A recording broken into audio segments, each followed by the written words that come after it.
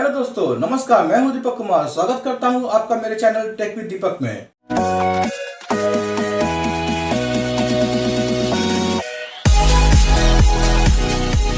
We are delighted to welcome another strategic partner into Jio, a company that needs no introduction because it is a household name in India and globally.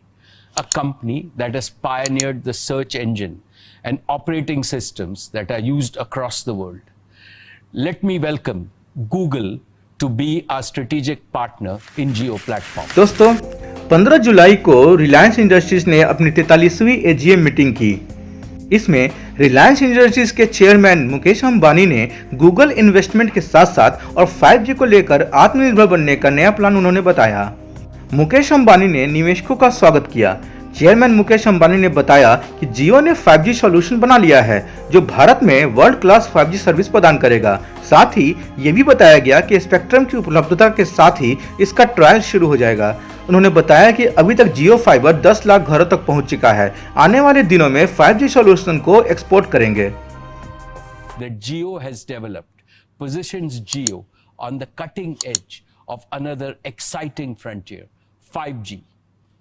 Today, friends, I have great pride in announcing that Jio has designed and developed a complete 5G solution from scratch.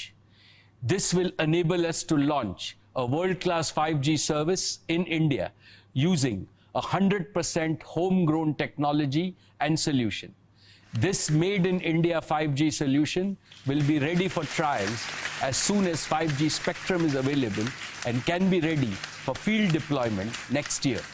And because of Jio's converged all IP network architecture, we can easily upgrade our 4G network to 5G.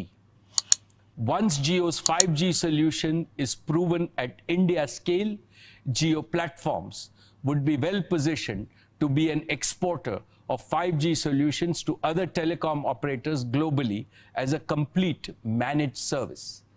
I dedicate Jio's 5G solution to our Prime Minister Shri Narendra Modi's highly motivated. Mukesh Ambani की AGM में यह घोषणा की गई कि देश में 2021 तक 5G नेटवर्क आ सकती है। यह घोषणा बहुत ही खुशी देने वाला है और स्वागत योग्य है। हमारे देश में टेक्नोलॉजीज का विस्तार होना वाकई में बहुत गर्व करने वाला है।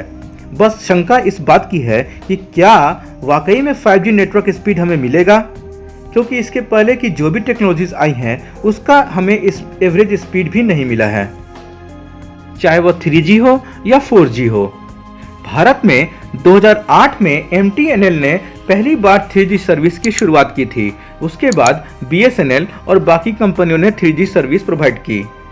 3G की मैक्सिमम स्पीड उस समय 7.2 Mbps की थी, लेकिन ज़्यादातर समय वह kbps में ही होती थी। हाँ, कहीं कहीं और कभी कभी Mbps में ज़रूर जाती थी, लेकिन अधिकतम समय डेटा स्पीड तो kbps में ही होती है। भारत में 4G की शुरुआत 2012 में एयरटेल ने कोलकाता से की थी। उसके बाद बेंगलुरु और बाकी शहरों में भी इसकी शुरुआत हुई।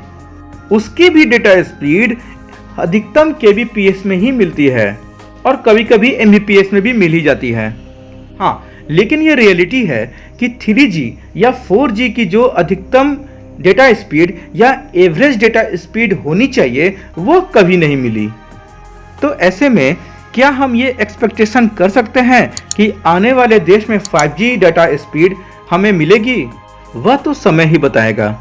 हम और आप ये उम्मीद कर सकते हैं कि टेक्नोलॉजीज का सिर्फ नाम नहीं बल्कि काम भी हो। आजकल बहुत सारे काम या यूँ कहें कि अधिकतम काम नेट के ही माध्यम से होते हैं, ऑनलाइन ही होते हैं। तो ऐसे में डेटा स्पीड का अच्छा होना बहुत ही ज़्यादा ज़रूरी है।